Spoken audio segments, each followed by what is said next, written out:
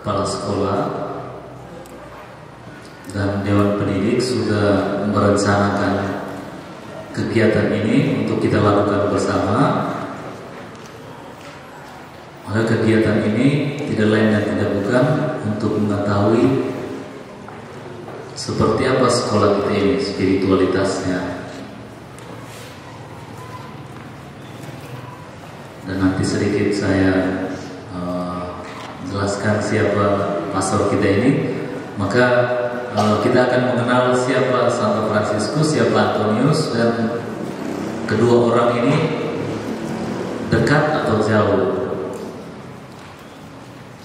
bersaudara atau bagaimana. Lalu nilai-nilai satu padu itu terinspirasi dari tokoh-tokoh yang akan disampaikan oleh pastor kita ini. Baik, karena itu pastor yang ada di hadapan kita ini, Pastor Victorium Nathanael Ginting, OFM Konventual. Ini orang Deli Tua, paroki Deli Tua. Siapa yang dari Deli Tua? Deli Tua. Siapa yang dari Cintaramai? Pastor ini dari Cintaramai.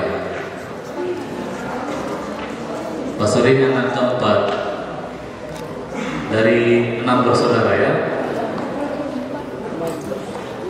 Lalu SMA di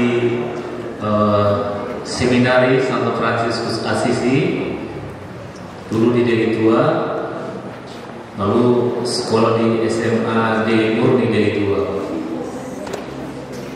Lalu sesudah itu pastor ini masuk postulan OFM Konventual di Tiga Johar ya. Oh, Deli Tua juga, postulan 2 karena dari seminari. Lalu sesudah itu novis di Tiga Johar 1 tahun di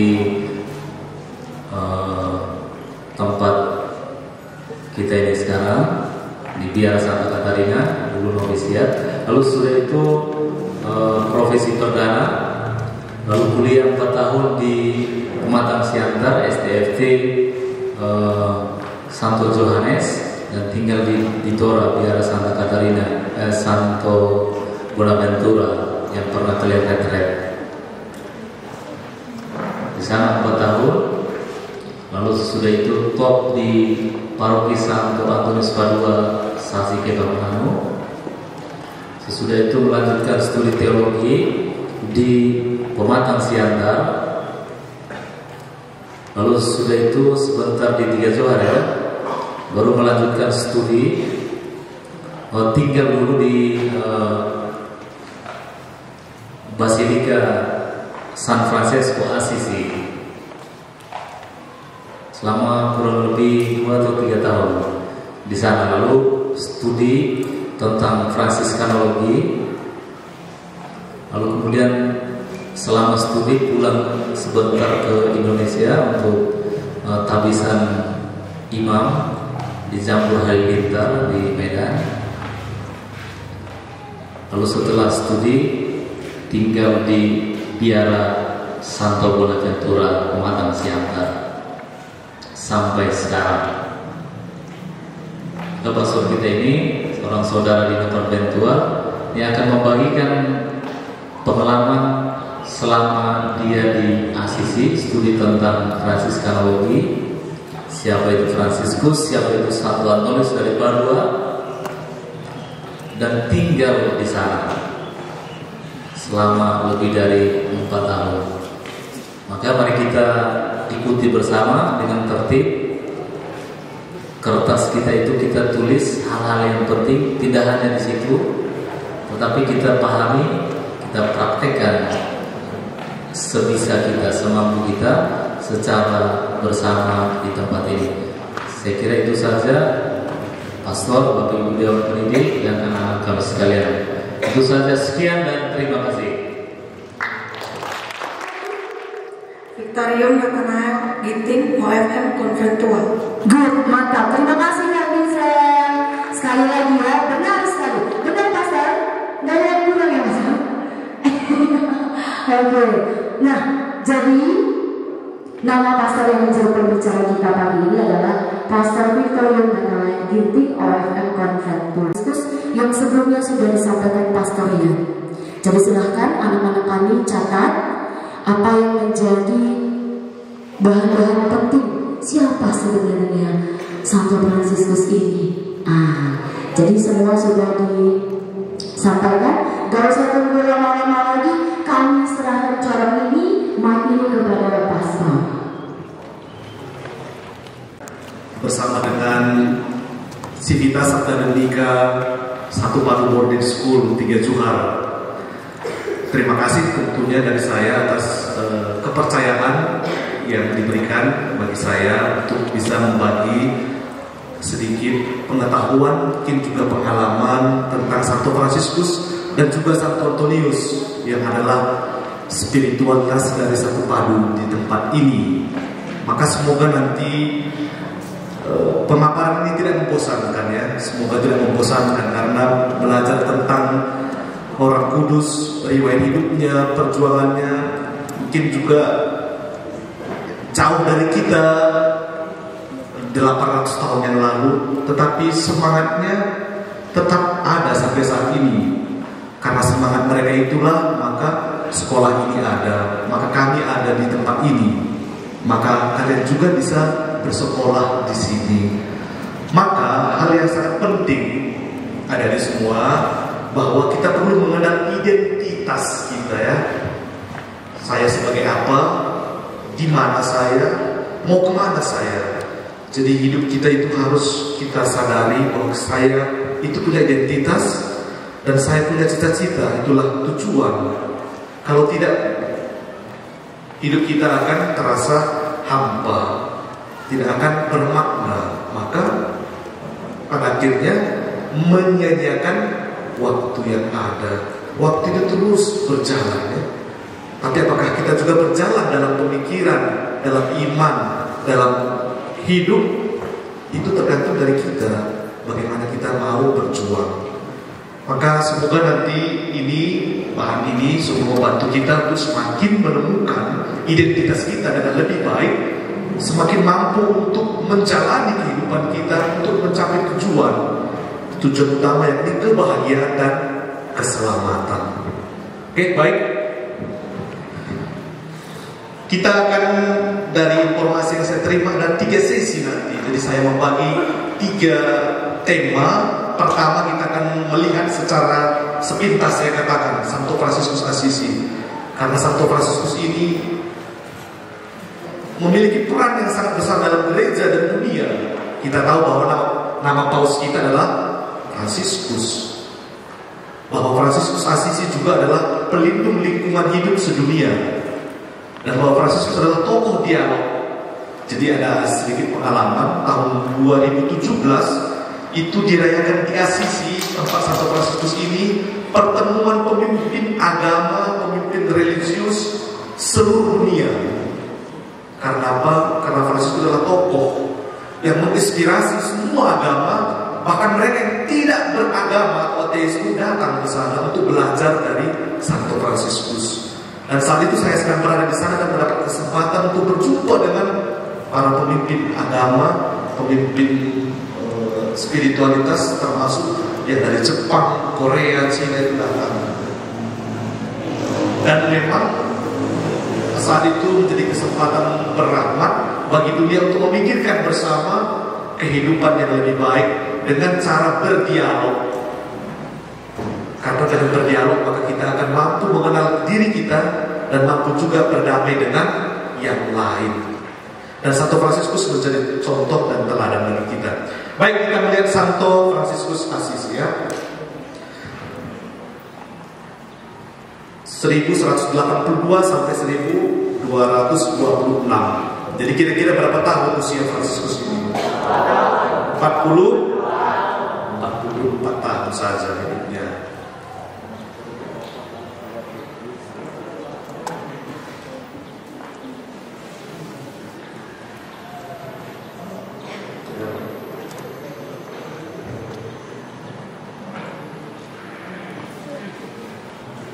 Tidak jalan apa penting?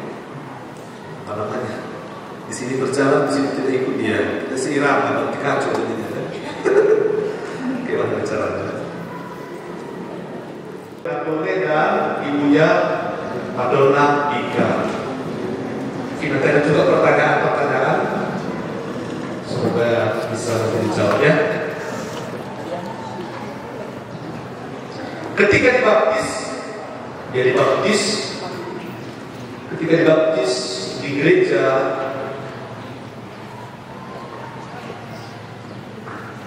San Rufino di Assisi, ayahnya sedang berada di Prancis untuk membeli kain-kain mahal untuk kemudian dijual di Assisi. Ketika dia dibaptis, ibunya memberi nama Yohanes. Jadi namanya sebelumnya adalah Yohanes. Ada namanya Yohanes, itu Yohanes ya. Yohanes atau bahasa Italia itu Giovanni. Giovanni itu nama artinya Yohanes. Namanya Yohanes. Namun ketika ayahnya pulang dan mengetahui bahwa namanya Yohanes, ayahnya tidak setuju dan ayahnya mau supaya namanya diganti menjadi Fransiskus. Karena Francesco mengingatkan akan Prancis. Ketika ayahnya pulang, namanya kemudian diganti menjadi Fransiskus. Berganti nama. Kalau orang kamu biasanya kalau sakit-sakitan sering sekali diganti juga namanya ya. Sakit-sakitan dia terus ketika dikasih nama, oh gak cocok namanya. Bawalah rumah mamanya, kan sama maminya, kalau diganti namanya. Fransiskus juga sebelumnya namanya adalah Yohanes, dia jadi Fransiskus. Ada perubahan peralihan nama. Saya kira ini juga sangat penting ya. Ada perubahan peralihan dalam hidup, perlu ada sebuah perubahan. Dia belajar menulis pada saat itu di gereja San Giorgio, gereja parokinya. Di gereja paroki Santo Fransiskus adalah paroki San Giorgio di Assisi. Karena dia adalah anak pedagang kaya, maka dia bisa belajar.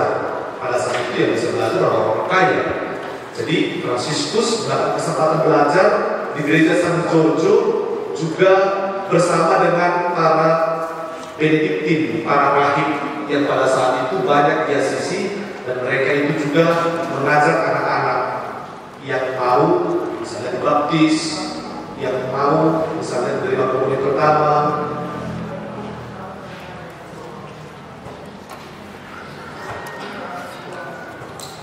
Lalu Fransiskus dan Clara itu terpisahkan. Di tahun 1193 lahirlah di Assisi Clara, yang kemudian menjadi Santa Clara dari Assisi. Jadi Fransiskus lahir 1182, Clara lahir tahun 1193 atau 94. Clara itu adalah putri bangsawan, seorang yang sangat kaya. Kalau Fransiskus adalah putra dari seorang pedagang kaya, sementara Clara adalah putri bangsawan. Itu ada perbedaannya. Fransiskus bukan seorang bangsawan, tetapi dia seorang anak pedagang kaya. Sementara Clara adalah putri bangsawan kerajaan. Pada masa kehidupan mereka terjadi perang. Pada masa itu di Italia belum ada, jadi setiap wilayah atau setiap provinsi itu memiliki rajanya atau pangerannya sendiri-sendiri. Dan di antara wilayah itu saling berebut kekuasaan, ya. Saling berebut kekuasaan, termasuk Assisi, dan juga di sebelahnya 25 km ada Perugia. Dan pada saat itu terjadilah perang, dan kemudian Assisi kalah pada saat itu dalam perang itu, dan Fransiskus ditawan. Ketika kalah Fransiskus, kelompok mereka kalah, akhirnya banyak yang mati, tetapi Fransiskus saat itu tidak dibunuh karena anak orang kaya, pedagang kaya. Namun namun dia disandera, dipenjara lebih kurang hampir 1 tahun. Fransiskus seperti anak muda pada zamannya itu memiliki cita-cita memang menjadi kesatria. Ya, menjadi kesatria artinya menjadi pangeran kan, yang gagah perkasa, yang akan membawa daerahnya untuk menguasai daerah yang lain. Itu semua cita-cita kaum muda pada saat itu, ya, termasuk Fransiskus. Namun ternyata ketika perang itu mereka kalah dan Fransiskus ditawan. Lalu selama dalam penawaran itu dia sakit-sakitan. Dan akhirnya karena dia anak orang kaya, kemudian ditebus oleh orang tuanya. Dan akhirnya Fransiskus pun dikeluarkan dari penjara kembali ke rumah orang tuanya. Ada hal yang menarik yang bisa kita refleksikan. Fransiskus dalam masa mudanya ingin hidup bahagia, bersenang-senang, dan mau mencari kebahagiaan, dan kebahagiaan itu turunnya menjadi kesatria. Ternyata kalah juga, dan mulai kekalahan itu dan sakit yang dialami, dia mulai merenung apa yang sungguh menjadi sumber kebahagiaan. Lalu ia pun kemudian ketika kembali ke rumah orang tuanya, ya, menjadi orang yang bingung-bingung begitulah. Sudah kalah kan, lalu apa yang harus saya cari? Kebahagiaan apa yang harus saya hidupi saat ini? Kemudian disitulah baru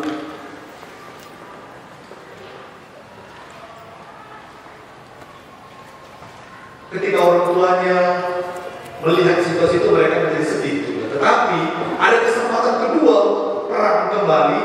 Kali ini perang, kita belajar sejarah saya kira ya. Perang salib pada saat itu, di mana tentara-tentara Muslim sudah menguasai tanah suci, maka gereja pun mau supaya itu direbut kembali tempat-tempat Yesus, tempat para nabi. Dan di Italia atas perintah Paus, seluruh kaum muda juga diundang untuk membantu supaya merebut tanah suci. Dan Fransiskus mendapat kesempatan itu, dia mau kembali lagi semangat untuk membela, untuk menjadi kesatria.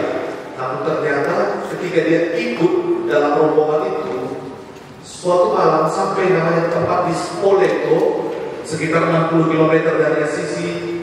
Pada suatu malam saat itu dia bermimpi dan datanglah Yesus dalam mimpi itu. Nah, ini dikenal dengan mimpi di Spoleto. Ada mimpi di Spoleto. Juga ada tentu ada mimpi di Satu Baku, ya kan? Ada mimpi-mimpi di Satu Baku, ya. Semoga mimpi-mimpi di Satu Baku ini sungguh memang mimpi yang akan membawa kebahagiaan. Seperti Santo Fransiskus ini, dalam mimpi itu tampillah Yesus dan menunjukkan kepadanya suatu bangunan yang sangat megah. Lalu di depan bangunan itu begitu banyak tentara-tentara yang mau berperang. Dan kemudian suara muncul kepada Fransiskus, Fransiskus, kamu lebih mau mengabdi kepada Tuhan atau mau mengabdi kepada hamba? Mengabdi kepada Tuhan atau kepada hamba? Lalu Fransiskus mengabdi kepada Tuhan. Lalu jawabannya, mengapa kamu pergi mengabdi kepada hamba? Fransiskus bingung. Padahal dia mau mengabdi kepada Tuhan untuk menjadi pembela gereja.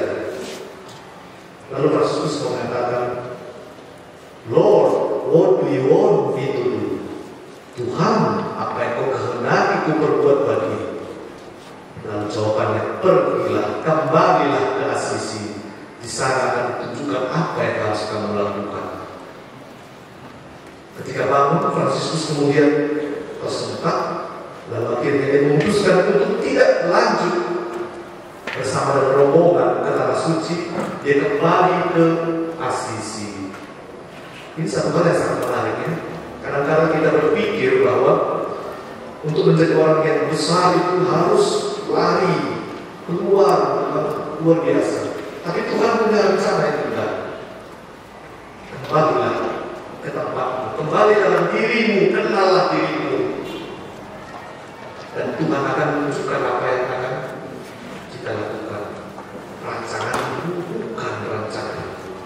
Mungkin kita punya rancangan yang besar pada diri kita, tapi kita lupa relasi dengan Tuhan yang menentukan hidup kita. Saya kira ini juga menjadi refleksi banyak bagi kita ya.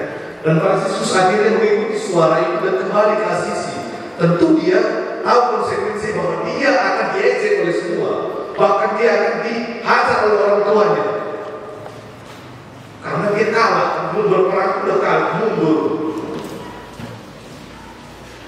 Tetapi dia berkomitmen untuk mengikuti suara Tuhan. Maka mulailah pertobatannya, dia mulai meninggalkan orang tuanya, berjalan ke sana kemari, bingung, bagaimana ini. Lalu suatu hari dia berjalan di depan gereja San Damiano. Gereja San Damiano. Dia sudah mau hancur gereja itu. Namun tergerak oleh roh, dia masuk dalam gereja itu. Dan ketika dia melihat salib San Damiano itu, tiba-tiba suara salib itu berbicara kepadanya. Apa suaranya? Sudah tahu kita kan? Suaranya berbunyi demikian. Fransiskus, perbaikilah gerejaku yang kau lihat rubuh ini. Kita tidak perkataan belum ada jawab seperti ini. Fransiskus, perbaikilah gerejaku yang kau lihat rubuh ini. Fransiskus juga di dalam gereja, terdiri di dalam gereja yang ditinggalkan, gereja San Damiano di luar tembok kota Asisi. Jadi pada masa Fransiskus dan juga pada masa sekarang, Asisi itu dikelilingi oleh tembok sampai sekarang. Dan di luar tembok itulah orang-orang kusta, berpenyakitan tinggal. Dan gereja San Damiano itu gereja orang-orang kusta, orang-orang sakit. Namun di sanalah Fransiskus kemudian berdoa dan mendengar suara itu berbicara, suara dari salib San Damiano. Fransiskus, perbaikilah gereja yang kau lihat rubuh ini. Dan Fransiskus melihat memang rubuh gereja itu. Lalu dia berpikir, oh, saya orang tua saya punya banyak uang, punya banyak kain mahal, jual itu. Ayo dengan sigap dia datang ke rumahnya dan mengambil uang orang tuanya, mengambil kain mahal, dijualnya semua itu, lalu diberikan dalam uangnya kepada imam miskin, pastor miskin yang melayani di gereja itu, supaya bisa dibantu gereja itu. Namun ternyata pastor itu tidak mau terima uang itu. Dan akhirnya karena tidak mau diterima, Fransiskus membuang uang itu dan dia membangun dengan tangannya sendiri gereja San Damiano. Membangun dengan tangannya sendiri. Hal yang sangat luar biasa ya. Karena kita berpikir bahwa kita bisa membeli semuanya. Tapi dari Fransiskus saat itu, karena tidak diterima oleh pastor itu, uang itu apa? Saya bangun sendiri dengan tangan saya sendiri. Inilah gereja San Damiano ya.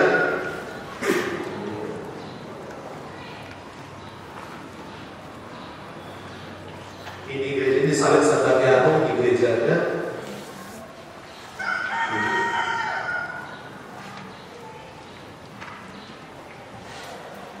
Lalu tindakan itu tentu membuat marah orang tuanya, kan?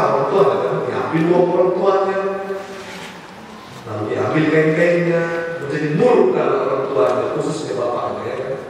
Dia mau supaya Fransiskus menjadi orang besar, atau paling tidak meneruskan usaha menjadi pedagang, namun ternyata dia menjadi orang aneh, orang gila, Fransiskus orang gila ya. Gila bagi orang yang hanya hidup untuk dirinya sendiri juga.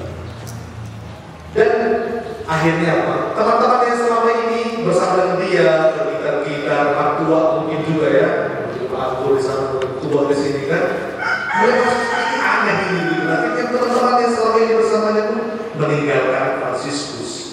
Tetapi lama-lama teman-temannya ini melihat, oh, Fransiskus ini seperti ini, tapi kenapa begitu bahagia dia? Dia pakaian begitu saja, jalan kaki tidak pakai sandal, lalu dia mengunjungi orang-orang miskin. Akhirnya teman-temannya pun mulai melihat ada sesuatu dalam diri Fransiskus. Kenapa dia bisa bahagia kita lihat begitu teman-temannya pun datang kepadanya. Teman pertamanya adalah Bernardo. Saudara Bernardo ini kemudian suatu hari ketika Fransiskus jalan-jalan di tengah kota, banyak yang mengejeknya. Bernardo itu melihat sesuatu yang beda dari Fransiskus, tertarik untuk bertanya kepadanya. Yang selama ini mau menjauhinya, bertanya kepada Fransiskus, saya lihat kamu begitu taat dan begitu bahagia dan begitu sederhana miskin seperti ini. Apa rahasianya kamu itu? Katakan. Dan mengatakan, aku mau mengikuti cara hidupmu. Lalu apa jawaban Fransiskus? Fransiskus mengatakan, Tuhan telah menunjukkan kepada aku apa yang harus aku lakukan. Untuk kamu saya tidak tahu. Maka mari kita tanya Tuhan sendiri apa yang Tuhan kehendaki bagimu dan bagi kita. Lalu di situ ada gereja, nama gerejanya San Nicolo, gereja San Nicolo. Lalu mereka masuk ke dalam gereja itu, lalu dalam gereja itu ada kitab suci. Lalu Fransiskus, mari kita buka kitab suci. Apa yang Tuhan kehendaki bagi kita? Fransiskus berdoa mereka kan. Bukan doa Salam Maria, saat itu doa Salam Maria belum ada ya. Berdoalah mereka, lalu mereka membuka, Fransiskus membuka. Sebanyak pertama dibuka, dikatakan, jika kamu mau mengikuti aku, hendaklah jual milikmu, berikanlah kepada orang miskin, lalu ikutlah aku. Dibuka lagi yang kedua. Siapa yang ingin mendapatkan kerajaan Allah, dia harus membenci bapaknya ini. Siapa yang ini tidak layak dalam kerajaan surga. Bukan lagi yang ketiga. Kasih yang sama intinya. Dan harus mengatakan inilah yang Tuhan kehendaki bagi kita.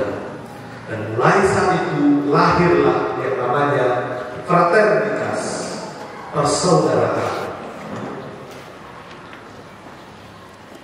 Persaudaraan pertama lahir ketika apa? Ketika saudara-saudara dituntun oleh Injil sebagai pedoman hidup dan mereka hidup tinggal bersama untuk menjadi saksi Tuhan. Penuntun hidup dalam persaudaraan adalah Injil, ya, kitab suci.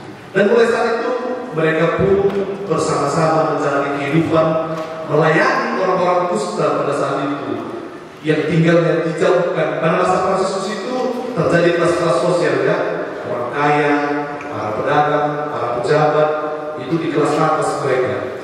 Bahkan tempat tinggal di sisi juga dibedakan dia. Makin turun kita ke bawah, makin rendahlah kastanya derajatnya. Kalau di luar tembok itulah orang-orang berpenyakitan semua. Dan mereka ini melayani orang-orang berpenyakitan itu di luar tembok.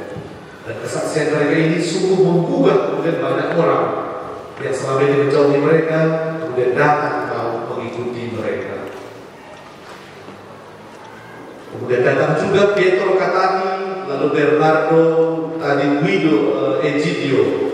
Mereka kemudian memakai jubah pertapa, ya, memakai jubah pertapa sebagai bentuk pertobatan mereka.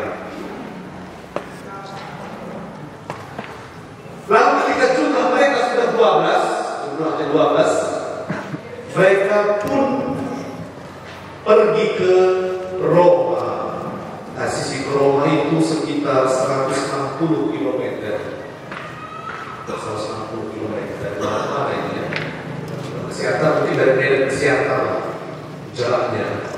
Karena mereka sudah memulai hidup yang baru, maka untuk peraturan hidup bersama kan tidak cukup hanya berikut kitab suci, harus ada persetujuan dari Paus untuk hidup mereka ini. Karena apa? Karena pada masa Fransiskus banyak kelompok-kelompok yang melawan gereja. Mereka mengatakan bahwa kami ini setia kepada gereja, tetapi mereka itu melawan gereja. Maka perlu pengesahan dari Paus supaya mereka bisa hidup sebagaimana yang mereka ingin hidupi. Dan akhirnya mereka pergi ke Roma untuk meminta izin kepada Paus. Mereka berjalan kaki, sebenarnya berjalan kaki 160 km. Baru-baru Edo Mas pesta 800 tahun waktu ada 5 kilometer udah berteriak-teriak semua ya kan. Sedikit ada jalan udah ngeluh ya kan. Jadi saya kira satu baru ini tidak boleh mengeluh ya kan. Kalau makanan ikan asin mungkin tidak mengeluh ya kan. Karena banyak orang yang tidak makan. Banyak orang yang mau makan aja kan tidak ada ya. Jadi cuma satu harus kita renungkan ya. Saya kira di sini kita makan 3 kali satu hari, ada snacknya lagi ya kan. Jadi saya kira itu salah satu bentuk yang harus kita syukuri ya. Dan harus kita sadari bahwa banyak orang di luar sana yang tidak mendapatkan apa ya sudah kita dapatkan. Maka sangatlah berdosa kalau apa yang ada pada kita di sini yang sudah kita terima tidak kita syukuri, atau malahan kita tidak melakukan yang baik untuk dalam arti tertentu sebagai bukti bahwa kita sungguh mau menyatakan syukur itu. Orang yang bersyukur dibuktikan dengan kesaksian hidup yang baik. Itu orang yang tidak bersyukur pada akhirnya akan menemukan satu titik di mana dia akan mengalami kekeringan yang tidak akan mampu diolah dalam hidup, dan pada akhirnya akan menjadi kacau. Dan lebih parah lagi menyalahkan yang lain. Itu lebih parah lagi pada diri sendiri yang tidak mau bersyukur. Ketika jumlah mereka 12, mereka pergi ke Roma, ke Vatikan, ke gereja Santo Yohanes Lateran. Jadi di Roma itu ada 4 gereja utama. Ada gereja Santo Petrus tempat Paus, ada gereja Santo Yohanes Lateran, ada gereja Santa Maria Maggiore, ada gereja Santo Paulus. Itu gereja 4 gereja utama di Roma. Dan pusat dari seluruh gereja Katolik itu, gereja katedral seluruh dunia adalah gereja Santo Yohanes Lateran, Basilika. Sementara gereja Basilika Santo Petrus itu adalah tahta Paus. Sementara gereja katedral, induk dari seluruh gereja katedral seluruh dunia adalah gereja Santo Yohanes Lateran. Dan kesadaran Fransiskus bersama teman-temannya ini mau meminta izin kepada Paus. Lalu apa yang terjadi? Ketika mereka masuk ke dalam iringan untuk berjumpa dengan Paus, situ tentu banyak kardinal, para uskup semua kan. Mereka masuk ke pakaian congkak samping 12 ini. Lalu ketika menghadap kepada Paus dan memberikan peraturan hidupnya tadi adalah Injil tadi. Juallah segala milikmu. Kamu mau ikuti aku, juallah segala milikmu. Dan ketika itu diserahkan kepada Paus, Paus mengatakan ini tidak mungkin menjadi peraturan hidup. Akhirnya mereka tidak diterima karena itu lalu diusir mereka. Ya, diusir Fransiskus ya. Sebuah penolakan yang luar biasa di dalam Fransiskus. Namun ternyata apa yang terjadi malam harinya ketika Paus Innocentius ketiga hidup bermimpilah dia. Mimpi ini pentingnya adalah mimpi adalah kunci untuk kita menaklukkan dunia. Berlarilah tanpa lelah sampai engkau meraihnya. Mimpi perlu ya. Orang kita punya mimpi, hidupnya juga tidak jelas. Tapi cara terus mimpi aja, kita juga bermimpi ya. Harus juga dalam realitas. Paus Innocentius bermimpi, apa mimpinya? Tiba-tiba tampak gereja Santo Yohanes Lateran yang besar itu mau rubuh, tetapi tidak jadi rubuh karena ada penopang di bawahnya. Seorang pendek kecil pakaian pengemis menopang sehingga tidak runtuh gereja itu.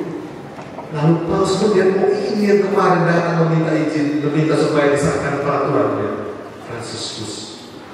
Lalu Paus sadar ternyata ini adalah putusan Allah yang akan memperbaiki gereja. Kemudian ketika bangun dia meminta supaya mencari para uskup, cari di mana mereka itu. Ternyata mereka sedang berada di emperan di dekat gereja itu. Mereka disitulah hidup bersama hewan-hewan semua. mereka ketika ditolak mereka tetap setia kepada gereja. Karena Tuhan tidak akan pernah meninggalkan gerejanya. Dan akhirnya mereka pun dipanggil untuk datang, dan Paulus kemudian mengesahkan peraturan hidup mereka, lalu mengatakan, kalau begitu pergilah, lakukan apa yang baik yang dikehendaki Tuhan dalam khotbah-khotbah kalian, terutama dalam kesaksian hidup. Dan mereka pun bersukacita, dan mulailah mereka berkeliling berkhotbah menyatakan pertobatan. Dan selama 2-3 tahun jumlah mereka menjadi 5.000. Dan dari 12 hingga 4 tahun menjadi 5.000. Dan selang waktu 10 tahun jumlahnya sudah lebih dari 20.000 pengikut Fransiskus, dan langsung menyebar ke seluruh Eropa. Itu luar biasa ya. Pada saat itu tidak ada HP seperti kita sekarang ya. Informasi itu akan sampai 1, 2, 3 bulan.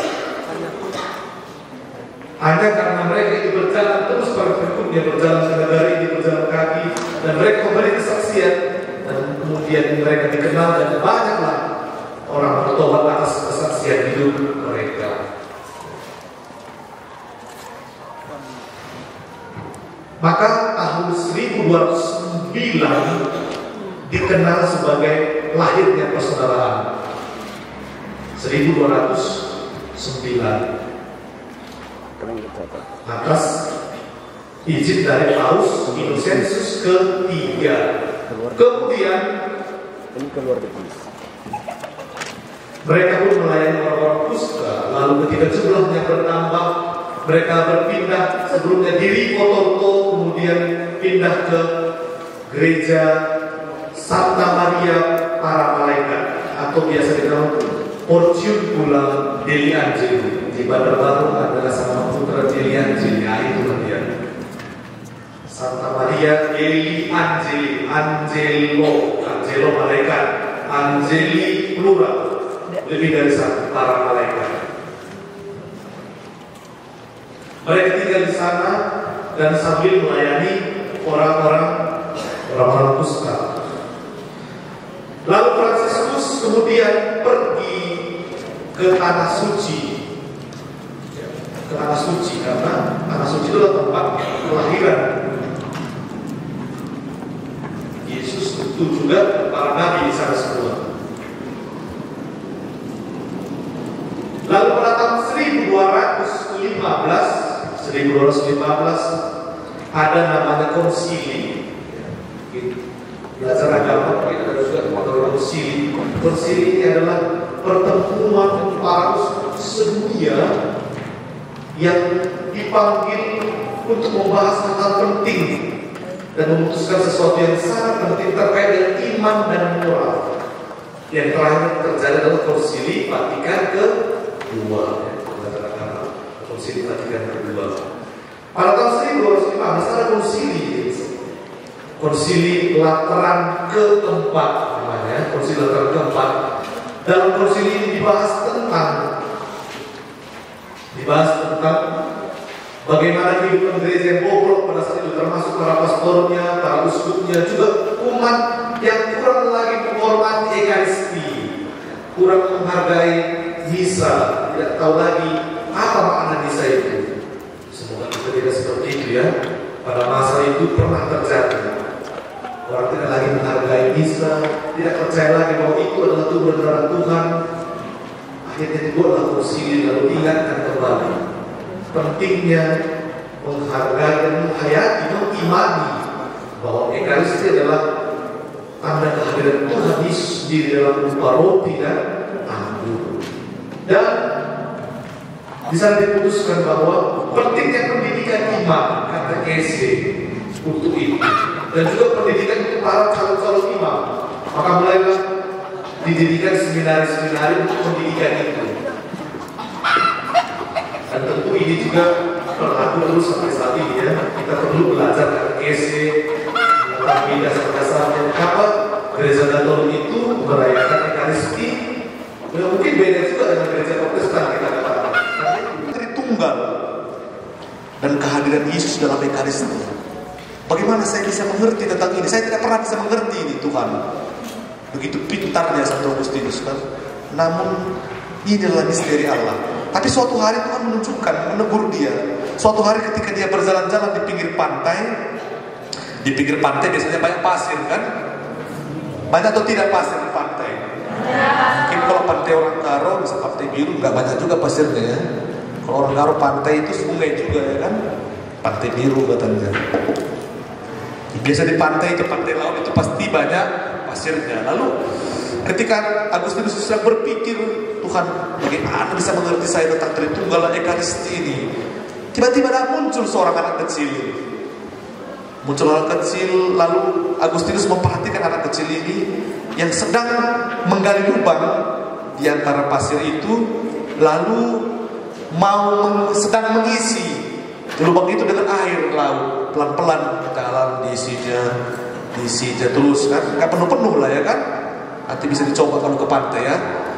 Kemudian tiba-tiba Agustinus mengatakan, apa yang sedang kamu lakukan? Saya ingin memasukkan, jawab anak itu, saya ingin memasukkan air laut ini ke dalam lubang ini. Lalu Agustinus mengatakan, tidak mungkin kamu bisa memasukkan air laut ke dalam lubang yang kecil ini. Lalu tiba-tiba anak kecil itu menjawab, kamu yang bodoh. Tiba-tiba hilang anak kecil itu. Lalu Agustinus tersentak, ternyata saya yang bodoh. Saya mau mengerti semua tentang Tritunggal, tentang Ekaristi, dengan otak saya yang kecil ini, dengan misteri Allah Tritunggal Ekaristi yang begitu besar, begitu agung. Dan dia kemudian menuliskan imannya itu, refleksi itu dalam pengakuan dalam satu buku yang luar biasa. Dan itu mengajarkan kepada kita juga bahwa kita tidak akan mungkin bisa memecahkan semua persoalan, apalagi persoalan iman, karena Allah lebih besar daripada otak kita yang kecil ini. Kita ini ciptaan, Dia pencipta. Mana mungkin kita bisa menangkap yang menciptakan kita. Kalau kita menangkap berarti kita lebih besar daripada yang menciptakan kita. Jadi pesannya sangat banyak sekali. Jadi kalau kita adalah peserta didik yang mau dididik, janganlah kita merasa atau menganggap bahwa kita itu yang mendidik. Perlu ya, supaya sungguh hidup kita ini mampu berada pada jalan yang benar. Kita bisa mengkritik, kita bisa memprotes kalau tidak baik, tidak benar. Tapi bukan berarti bahwa dalam protes itu kita mau menjatuhkan seseorang. Tapi kita mau belajar dari mereka yang sungguh sudah memiliki pengalaman, yang memiliki pengetahuan, dan yang mau mengajarkan kebaikan kepada kita.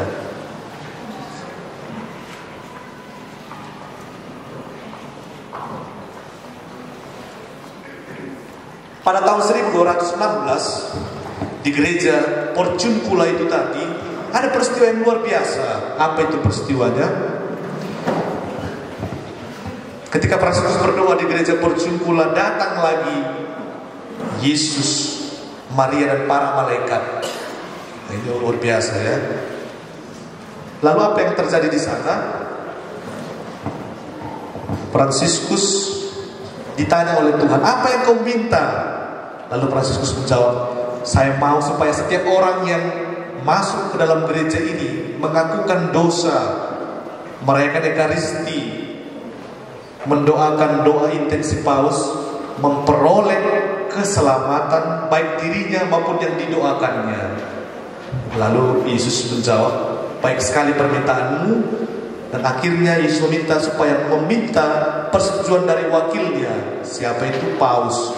Dan Franciscus pergi ke Perugia. Saat itu Paus berada di Perugia, dan Franciscus bersama temannya, saudaranya pergi ke Perugia untuk meminta izin. Dan inilah peristiwa yang dikenal sampai saat ini dengan indulgensi di Assisi, atau pengampunan di Assisi.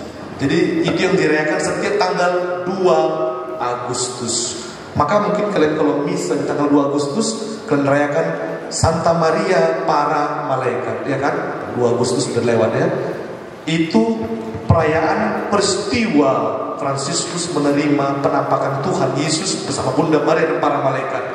Dan itu dikenal dengan pengampunan di Assisi. Dan di Assisi hadir puluhan bahkan ratusan ribu orang seluruh dunia datang ke sana untuk mendapatkan itu.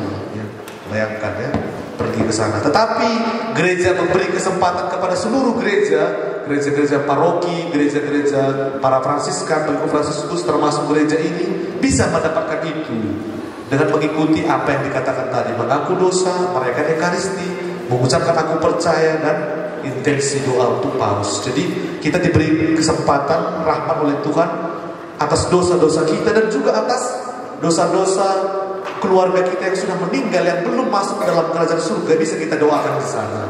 Ini mungkin salah satu tradisi yang mungkin belum dikenal.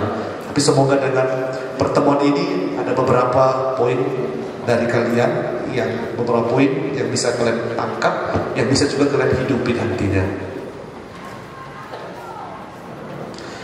Lalu pada tahun 1220 ada 5 pengikut Fransiskus ini pergi bermisi ke daerah Afrika untuk mewartakan Injil. Namun apa yang terjadi ketika mereka sampai di Afrika? Mereka ditolak, lalu dibunuh, dirajam, dibunuh sampai mati sebagai martir. Itulah 5 Fransiskan pertama, yang kemudian menjadi dasar dari Antonius Padua. Antonius Padua nanti kita akan lihat dari sesi kedua. Antonius Padua, karena kesaksian martir 5 Fransiskan ini, Antonius kemudian tergerak untuk menjadi seperti mereka, menjadi martir karena taat kepada Tuhan. Itu tahun 1220.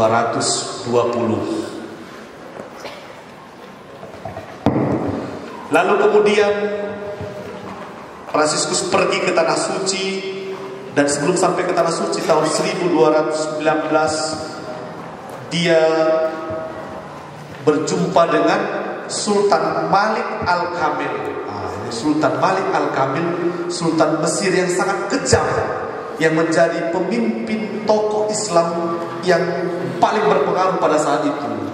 Sultan namanya Sultan Malik Al-Kamil, dan dia adalah pemimpin Islam yang berperang dengan orang-orang Katolik untuk merebut Tanah Suci. Fransiskus hadir dan meminta izin kepada Paus supaya Fransiskus diberi izin bertemu langsung dengannya. Dan luar biasa ya, bagaimana Fransiskus berani bertemu dengan Sultan yang kejam itu kan, yang membunuh semua orang. Tapi Fransiskus yakin dalam iman kepada Tuhan, dan setelah dapat izin dari Paus, dia pergi bersama temannya, saudaranya, dan berjumpalah mereka dengan Sultan Malik Al-Kamil tahun 1219. Dan perjumpaan itu menjadi perjumpaan pertobatan. Sultan tidak membunuhnya, Fransiskus juga tidak menganggap Sultan sebagai musuhnya, tapi sebagai saudara. Itulah dialog tadi ya. Dan tahun 2020 yang lalu, Paus Fransiskus untuk pertama sekali pergi ke kemana? Abu Dhabi. Bayangkanlah, pertama sekali sejarah gereja, seorang pemimpin gereja Katolik pergi ke Abu Dhabi untuk menyatakan perdamaian, dialog dengan Imam Agung Al-Hassan di Abu Dhabi. Dan dari pertemuan itu dihadirkan kesepakatan bersama untuk berdialog antara Katolik dan Islam. Paus Fransiskus terinspirasi dari Santo Fransiskus Assisi yang 800 tahun sebelumnya telah bisa berdamai, berjumpa dengan Malik Al-Kamil Sultan. Dan itu sangat berpengaruh kepada gereja dan seluruh dunia. Sampai saat ini Fransiskus menjadi tokoh dialog dan ekumenis, selain juga sebagai tokoh yang selalu memanggil setiap saudara, setiap orang sebagai saudara dan saudari. Bahkan maut pun, nanti mereka transituskan, maut pun, kematian pun bagi Fransiskus adalah saudari maut. Dia memanggil kematian, selamat datang saudari maut, ambillah aku, katanya, ambil. Kita mungkin ya, kalau ada yang mati takut kita, karena tuh meninggal orang-orang kita cintai, oh kita meraung-raung sampai nggak bisa lagi kita hidup, mau aku mati juga lah, gitu ya kan. Apalagi sudah cinta matinya ya kan,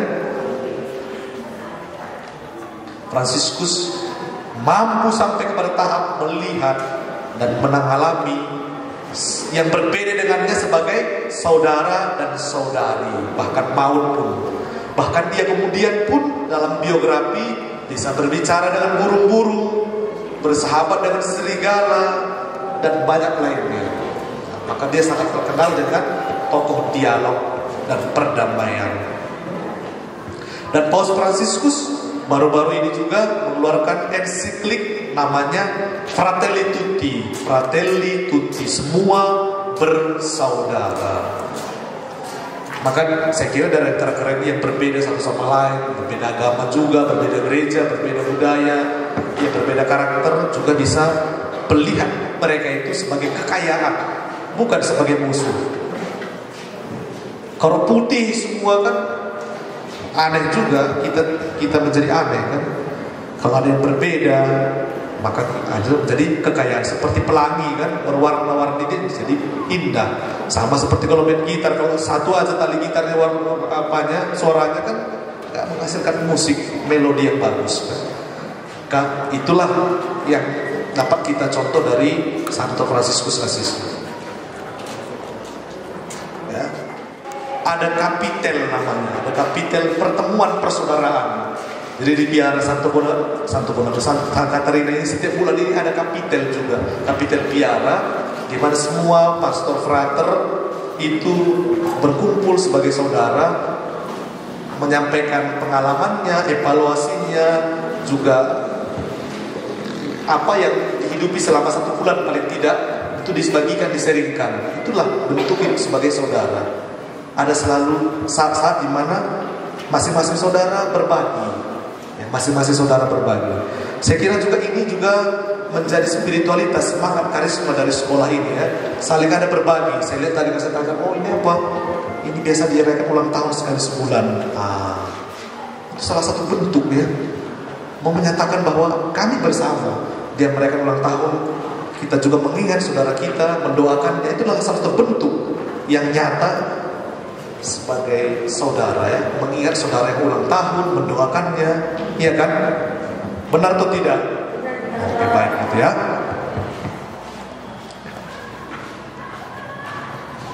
Dalam kapitel itu hadir lebih kurang 5.000 saudara dari seluruh Eropa paling tidak, dan di sanalah diputuskan bermisi untuk membawa kebaikan ke negara lain. Dan juga pengesahan terhadap anggaran dasar tadi. Ada anggaran dasar pertama kan teks Injil saja. Tidak mungkin itu jadi peraturan. Mereka sudah lebih dari 5.000. Harus ada peraturan yang jelas dia. Mau menjadi pengikut Fransiskus, usianya berapa, usianya berapa, lalu siapa pembimbingnya, kalau sudah beristri atau bersuami bagaimana mereka ini harus ditetapkan kan. Itulah dibahas dalam kapitel itu. Dan di sana hadir Antonius Padua ketika dia menjadi pengikut Fransiskus karena kesaksian 5 martir tadi. Dia kemudian ikut dalam kapitel itu dan berjumpalah dengan Fransiskus. Nanti tema ini akan kita lihat nanti, perjumpaan Fransiskus dan Antonius. Oke. Lalu di tahun 1221 sampai 1223 Fransiskus menulis banyak surat. Fransiskus menulis surat untuk menegur saudara-saudara. Kalau Fransiskus sakit, mungkin tidak bisa dia menegur saudara-saudaranya kan secara langsung. Lalu dia menulis surat. Maka dia menulis surat kepada minister, kepada kustos, kepada kaum beriman, seluruh ordo, dan beberapa surat yang lainnya. Mungkin nanti bisa dilihat sendiri. Kalau ada bukunya itu bisa dilihat. Tidak mungkin kita bahas semua di sini. Lalu peristiwa menarik yang juga selalu kita rayakan adalah Natal ya. Kita biasanya atau tradisi Katolik itu membuat kandang Natal. Tahu nggak dari mana tradisi itu? Dari Santo Fransiskus. Nah, ingat ya sekarang. Jadi Katolik itu membuat kandang Natal itu tradisinya pertama-tama muncul itu oleh Santo Fransiskus Assisi. Tahun 1223 saat malam Natal di tempatnya namanya Greccio. Di Greccio, wilayah Lazio, Italia Tengah. Di Greccio ini adalah kampung kecil, mungkin di sini disebut Delenggerat kah atau apa ya, kampung sangat kecil di kota Sepuluh yang sangat dingin sekali, dan di situ hanya para gembala di situ. Tapi disitulah Fransiskus merayakan Natal, malam Natal. Lalu apa yang dibuat oleh Fransiskus? Fransiskus meminta supaya dihadirkan keledai-keledai, jerami, bayi, seperti dulu Yesus lahir di Bethlehem. Bayangkan. Karena bagi Fransiskus, malam Natal itu merayakan kelahiran Yesus, Putra Allah, seperti dulu lahir di Bethlehem. Dan kita tidak harus ke Bethlehem, kita bisa merayakan juga di sini. Dan Fransiskus meminta supaya disediakan semua itu. Lalu bayi itu diletakkan di tempat di bawah kitab suci, mimbar, seperti mimbar kan, mimbar itu mimbar sabda, di bawahnya ditempatkan bayi, ya seperti bayi Yesus. Lalu dirayakan Ekaristi. Mengapa Fransiskus punya pemikiran demikian? Karena Natal atau ketika Yesus lahir di Bethlehem, kita merayakan Allah menjadi manusia, Allah berinkarnasi menjadi daging. Dan simbol yang ditunjukkan sudah jelas ya. Simbolnya apa? Ada mimbar kan, ada kitab suci, sabda, lalu ada bayi. Jadi sabda turun menjadi bayi. Jadi semoga bisa dimengerti ya. Sabda menjadi manusia, menjadi daging, itulah dia. Fransiskus mau supaya kita mengerti, nampak, bisa disentuh. Bayi itulah Yesus. Sabda inilah di mimbar yang dirayakan dalam Ekaristi. Jadi bagi Fransiskus, setiap kali kita merayakan Ekaristi, kita merayakan Natal. Karena apa? Karena Yesus hadir, lahir dalam roti dan anggur, yang bukan hanya kita sentuh, tapi kita sapu, kita terima. Yesus sendiri kita terima. Sangat luar biasa ya. Maka Ekaristi itulah sumber dan puncak iman. Karena apa? Karena kita menerima Kristus, kita lahir kembali. Karena Yesus lahir, hadir di situ, yang memberikan dirinya untuk kita santap. Kita orang berdosa ini, Yesus mau hadir kepada diri kita. Supaya kita bisa hidup. Aku datang untuk memberi hidup supaya berkelimpahan. Maka kesaksian setiap pengikut Kristus, orang Kristen itu harus memberi hidup. Jadi kalau orang Kristen ada tetapi menghalangi orang lain untuk mengenal Tuhan, itu bukan orang Kristen namanya. Jadi pengikut Kristus berarti bisa memberi hidup kepada yang lain, terutama melalui kesaksian dan sikap hidup. Maka mulai saat itulah muncul tradisi membuat kandang Natal, ya, supaya kita pun ketika kita melihat Yesus bayi ini semua, beginilah dulu Yesus lahir di Bethlehem. Tapi di sini juga kita lihat dan kita rayakan dalam Ekaristi. Dan tradisi kandang Natal ini sudah ada sejak tahun 1223. Lalu peristiwa luar biasa lainnya, Fransiskus dalam kehidupannya mau supaya ia mengalami penderitaan Yesus di salib. Maka dia pun berpuasa 40 hari. Berpuasa berapa hari? 40 hari tidak makan, hanya mungkin minum saja. Kita misalnya kalau hari Jumat sedikit puasa, tidak makan daging, udah mengeluh ya kan? Fransiskus 40 hari berpuasa dan berdoa supaya dia bisa mengalami penderitaan Kristus di salib. Dan ternyata Tuhan memberikan kepadanya stigmata, luka-luka Yesus. Itulah stigmata ya. 5 luka Yesus yang Yesus alami selama disalib, ketika disalibkan, diterima oleh Fransiskus pada 15 atau sekitar tanggal 17 September 1224. Baru-baru kita merayakan hari pesta salib suci kan, tanggal 15 September. Tanggal 17 September kita merayakan Fransiskus menerima stigmata. Sangat luar biasa bagaimana Fransiskus mau mengalami penderitaan Kristus sebagian kecil, dan itu dia terima dan dia bawa sampai akhir hidupnya, dia wafat transitus. Mau menderita bersama Yesus. Ini kita mau menderita enggak bersama Yesus? Kita lebih banyak menderita karena kesalahan kita ya. Menderita karena kelalaian kita sendiri.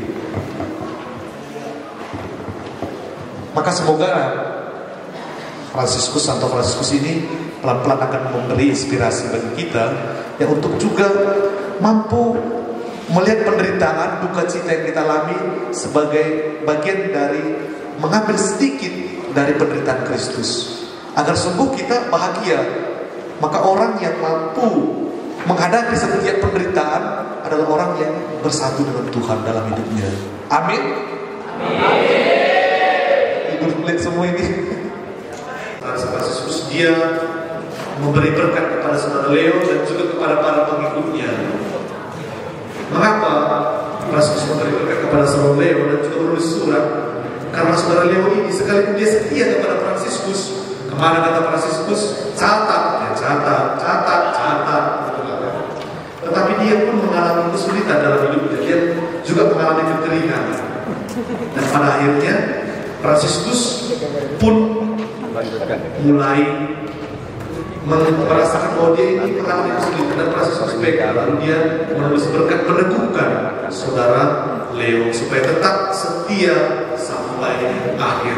Dan akhirnya saudara Leo bersemangat kembali dan setia kepada Santo Fransiskus sampai akhir hidupnya.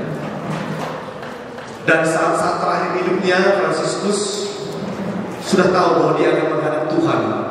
Maka dia meminta supaya dia dibaringkan di gereja Porciuncula, gereja Santa Maria para Malaikat yang sangat dia cintai.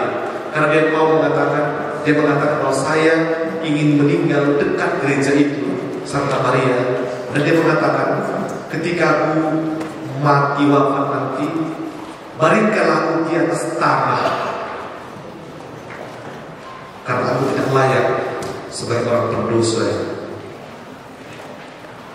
Dan Fransiskus sebelum wafat, dia masih memberkati kota Assisi dan mengatakan, terberkatilah kota ini karena Roh Tuhan selalu akan berdiam di kota Assisi. Dan ketika diarah sampai di sana dan dia wafat, sebelum wafat dia telah membuat nyanyian Gita Sang Surya yang nanti aku akan nyanyikan ketika pesta Santo Fransiskus Transitus, Gita Sang Surya. Terpujilah Engkau Tuhan karena saudara matahari, saudari bulan, saudari api, apalagi ya, saudara air, semua saudara. Bahkan maut adalah saudari. Dan akhirnya Fransiskus wafat 3 Oktober 1226. Kemudian diarah dia malam itu dari gereja Porciuncula dan dimakamkan di gereja parokinya. Apa nama parokinya? San Giorgio. Lalu kemudian dia dikanonisasi menjadi santo tahun 1228, 16 Juli 1228. Dan kemudian 1 hari kemudian diletakkan batu pertama pembangunan basilika untuk menghormati jenazahnya, dan selesai 25 Mei tahun 1230. Kemudian dipindahkanlah jenazah Fransiskus dari gereja San Giorgio ke Basilika Santo Fransiskus untuk menghormati Santo Fransiskus.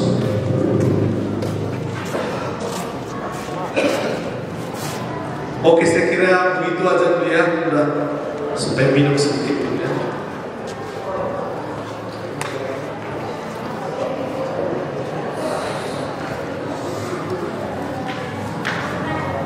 Oke. Baik Pak, terima kasih. Sesi pertama sudah selesai. Kasih dulu tepuk tangan yang meriah.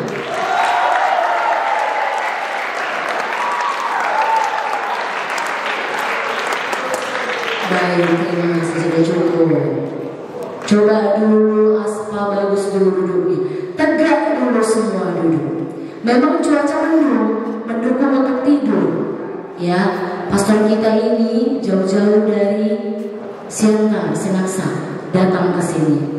Jadi jangan sia-siakan ilmu, pengetahuan, materi semua yang sudah diberikan sia-sia semua. Perhatikan materi cerdas cermat kita dari seminar hari ini. Jadi siapa yang sudah diutus oleh guru pendamping, silahkan dengar dengan baik supaya tahu kisah-kisah Santo Fransiskus. Sangat-sangat baik kali semua yang disampaikan pastor. SMP, dulu bagus. Tidak ada yang luruskan kaki. Silakan seluruh kaki. Ayo, silakan seluruh kaki. Kalau nggak bisa nanti disuruh bersujud di depan. Duduk aja nggak mampu tenang, berarti kita suruh sujud. Kalau sujud mampu, berarti kita suruh sujud semua. Sudah hafal? Udah hafal? Bagaimana duduk yang baik dan benar? Ekin, rapikan semua barisannya. Ayo. Tidak ada yang di lantai duduk. Luruskan. Reina maju, Felix maju, Kenzo. Ayo. Harel, Obama, sini loh. Naya, sini. Luruskan barisannya. Ayo.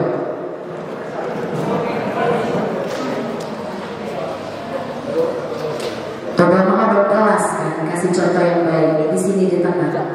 Obama abang kelas kan, abang kelas Obama kan.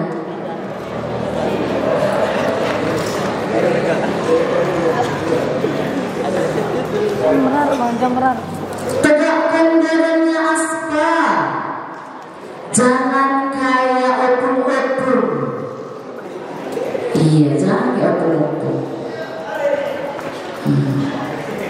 Kita mau ice breaking dulu.